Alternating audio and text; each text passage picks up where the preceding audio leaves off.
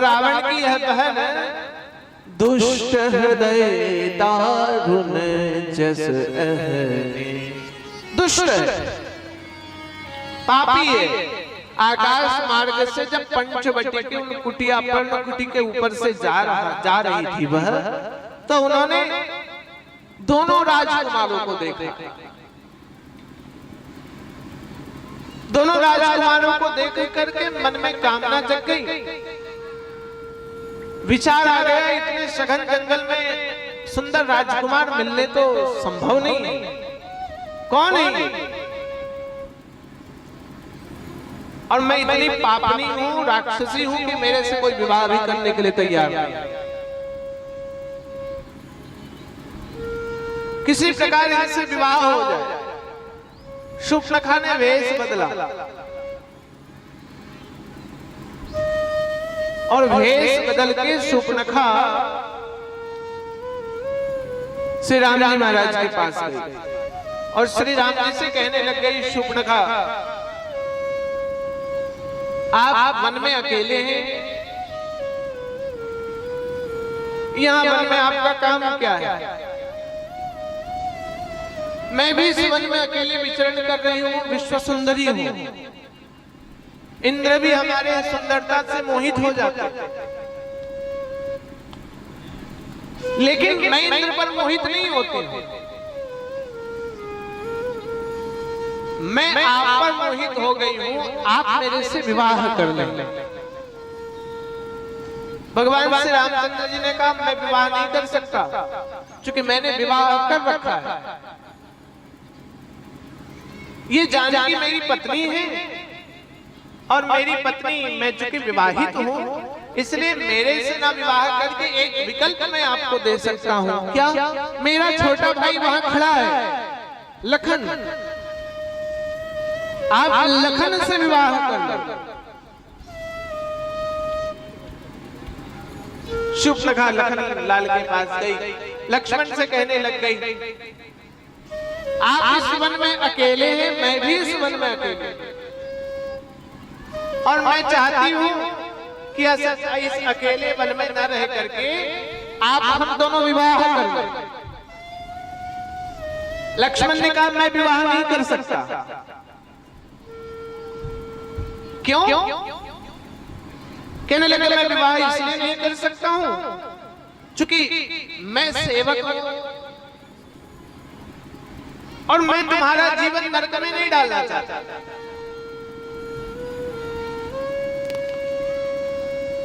मैं आपका जीवन नरक में नहीं डालना चाहता।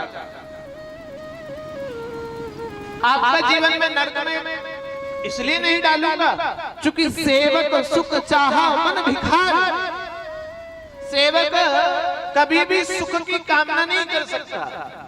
सेवक तो भिखारी है, काम करेगा मिलेगा कुछ। और दूसरी बात, श्री राम जी की सेवा करना पड़ता है, मुझे झाड़ू लगाना है, पोछा लगाना है, वस्त्र धोना है, भोजन बनाना है, और फिर भी तुम चाहती हो कि मेरे से विवाह हो जाए तो मैं तैयार हूं राम जी की सेवा करना। शूर्पणखा कामना से गई थी और कामना से जाने के कारण भगवान की सेवा में रुचि नहीं लगी। सेवा में रुचि कहां है? कामना जब आती है मन में तो सेवा आदि सब खत्म हो जाता है। सेवा भाव आदि सब विश्राम। एक कथा का प्रसंग मुझे ध्यान आ गया। एक सुंदर मंदिर था, वहां पंडित जी बहुत नियम व्रत से रहते थे, बहुत ईमानदार थे। चारों तरफ जय जयकार होता था, मंदिर में समय से आरती होती, मंदिर में समय से पूजा होती, मंदिर में समय से भोग लगता, मंदिर में समय से प्रसाद होता, सब कुछ समय से है। राज परिवार का मंदिर था। राजा ने सोचा कि मैं एक बार परीक्षा लूं पंडित जी की। राजा ने भेष बदला, भेष बदल करके मंदिर में उस समय गए जब मंदिर का पट बंद हो गया, और पट बंद होने के समय मंदिर में गए पंडित जी मंदिर में ताला लगा रहे थे। राजा वेश बदल के आए। राजा ने कहा पंडित जी मुझे दर्शन हो जाएंगे। पंडित जी का आज शाम में 5 बजे मंदिर का पट खुलेगा, 5 ही बजे दर्शन होगा। राजा भेष बदले था। राजा ने कहा कि मैं बहुत दूर से आया हूँ। पंडित जी का आश्रम का मंदिर का नियम है 12 बजे पट बंद हो गए, 5 बजे खुलेगा। इसमें कहीं कोई परिवर्तन नहीं हो सकता है। भगवान शयन में चले गए। भगवान शयन में मंदिर का गेट नहीं खुल सकता। राजा ने कहा मैं कुछ व्यवस्था कर दूं तो भी मंदिर का पट नहीं खुलेगा। बोले कोई व्यवस्था में मंदिर का पट नहीं खुलेगा। राजा भेष बदले थे। राजा ने स्वर्ण मुद्राएं निकाली और पंडित जी को दिखाया। ये इनको लेने के बाद भी मंदिर नहीं खुलेगा। पंडित जी ने कहा कि मंदिर का ये गेट नहीं खुलेगा, पीछे वाला जरूर खुल सकता है। पीछे वाला खुल जाएगा। नियम आगे गेट बंद होने का है। पंडित जी राजा को ले गए पीछे गेट से और पीछे गेट से दर्शन करवाया। राजा ने दर्शन किया। पंडित जी को वह स्वर्ण मुद्राएं दी। राजा महल वापस आ गया। पंडित ना समझ पाया राजा है। दूसरे दिन राजा ने पंडित को सूचना भिजवाई राज दरबार में पेश होने के लिए। और सूचना देने वाले ने कहा कि पंडित जी आपकी ईमानदारी के कारण राजा प्रसन्न है, आपको बुलाया है। पंडित जी ने सोचा बहुत बढ़िया, कल तो खूब स्वर्ण मुद्राएं मिले, आज ईमानदारी और मिल जाएगी। राज दरबार में पंडित जी गए। राजा ने कहा पंडित जी आश्रम मंदिर सही से चल रहा है? पंडित जी ने कहा एकदम नियम से चल रहा है। कितने बजे बंद होता है? 12 बजे पट बंद होता है, 5 बजे खुलता है। राजा ने कहा यदि कोई दूर से दर्शनार्थी आ जाए तब कहने लगे तब भी नहीं खुलता है। राजा ने कहा यदि कोई स्वर्ण मुद्राएं दे दे, कोई लक्ष्मी दे दे तो पंडित समझ गया कि कल राजा ही खुद आए थे। राजा को पता है।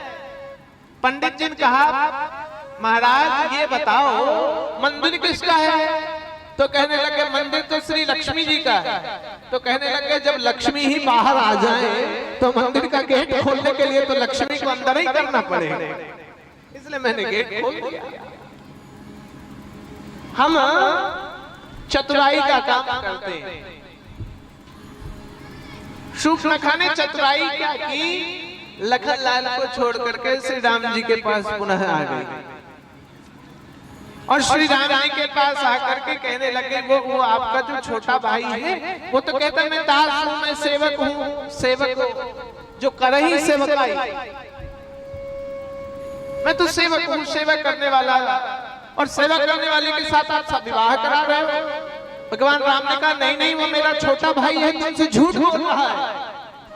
मेरा विवाह हो चुका है, मेरे पास पत्नी है, वह वन में अकेले घूम रहा है, तुम उसी के पास जाओ विवाह के लिए, मैं विवाह नहीं कर सकता हूँ। शूर्पणखा श्री राम जी के पास गई, क्षमा करें श्री लखनलाल जी के पास गई।